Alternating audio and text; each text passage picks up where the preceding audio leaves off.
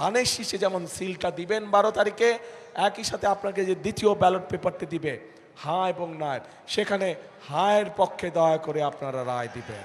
যেই অধিকার ফিরানোর জন্য আবু সাইদ নিজের জীবনকে উৎসর্গ করেছে, চট্টগ্রামে ওয়াসিম নিজের জীবনকে উৎসর্গ করেছে, এরকম হাজারো মানুষ যারা নিজের জীবনকে উৎসর্গ করেছে, তাদের মানুষের ভোটের অধিকার, কথা বলার অধিকার, অর্থনৈতিক অধিকার প্রতিষ্ঠার মাধ্যমে যেমন তাদের এই জীবন উৎসর্গকে আমরা মূল্যায়ন করতে পারবো, একইভাবে তাদের জীবন উৎসর্গকে মূল্যায়ন করতে হলে আমরা যে জুলাই সনদে স্বাক্ষর করেছি সেই জুলাই সনদকেও আমাদের সম্মান করতে হবে।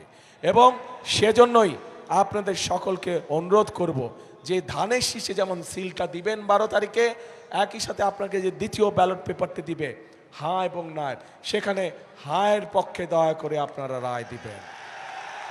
মনে থাকবে তো প্রিয় ভাই বোনেরা? 5 তারিখে, অগাস্টের 5 তারিখে পরিবর্তন হয়েছে দেশে।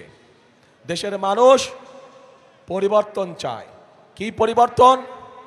ফ্লাইওভার হবে বড় বড়, বিল্ডিং হবে বড় বড়, ঠিক আছে, হলে হবে, কিন্তু মানুষ তার নিজের ভাগ্যের পরিবর্তন চায়। মানুষ চায় কর্মসংস্থান, মানুষ চায় নিরাপদে রাস্তা দিয়ে হাঁটবে, মানুষ চায় নিরাপদে রাতে বাসায় ঘুমাবে, মানুষ চায় নিরাপদে যে যার চাকরি বাকরি ব্যবসা বাণিজ্য সব কাজ কারবার করবে, তাই তো? কাজে সেই নিরাপদ ব্যবস্থা যদি তৈরি করতে হয় তাহলে আপনাদেরকে সমর্থন লাগবে। আপনাদের সমর্থন থাকলে সেই নিরাপদ ব্যবস্থা ইনশাআল্লাহ বিএনপি বাংলাদেশে প্রতিষ্ঠিত করতে পারবে। কারণ বিএনপির অতীত ইতিহাস আছে, দেশের আইন শৃঙ্খলা কিভাবে নিয়ন্ত্রণ করতে হয় সেটি বিএনপি একমাত্র অতীতে দেখিয়েছে। বিএনপি দেখিয়েছে বলেই, বিএনপির অভিজ্ঞতা আছে বলেই বিএনপির পক্ষেই সম্ভব একমাত্র দেশের আইন শৃঙ্খলাকে সঠিকভাবে শক্তভাবে নিয়ন্ত্রণ করা এবং শক্তভাবে মানুষের নিরাপত্তা প্রদান করা। প্রিয় ভাই বোনেরা, যেই পরিকল্পনার কথা বললাম, আবু সাইদের স্বপ্নের যে কথাগুলো আমি বললাম, এগুলো যদি বাস্তবায়ন করতে হয় তাহলে আমাদেরকে আরেকটি বিষয়ের টুটি চেপে ধরতে হবে। বলেন তো কি সেটা? ইয়েস, দুর্নীতি চেপে ধরতে হবে, টুটি চেপে ধরতে হবে। আমরা দেখেছি বিগত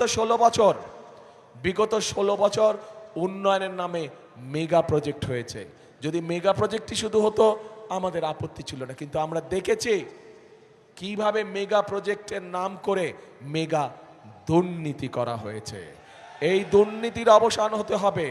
আবু সাইদের হত্যাকারীদের যেমন বিচার হতে হবে, দেশের মানুষের সম্পদ লুটপাট করে যারা বিদেশে পাচার করেছে, অর্থ পাচার করেছে, তাদেরও এই দেশে বিচার হতে হবে এবং সেই অর্থ, লুটপাটকৃত অর্থ আমাদেরকে চেষ্টা করতে হবে বিদেশ থেকে দেশে ফিরিয়ে নিয়ে এসে মানুষের কাজে ব্যবহার করা।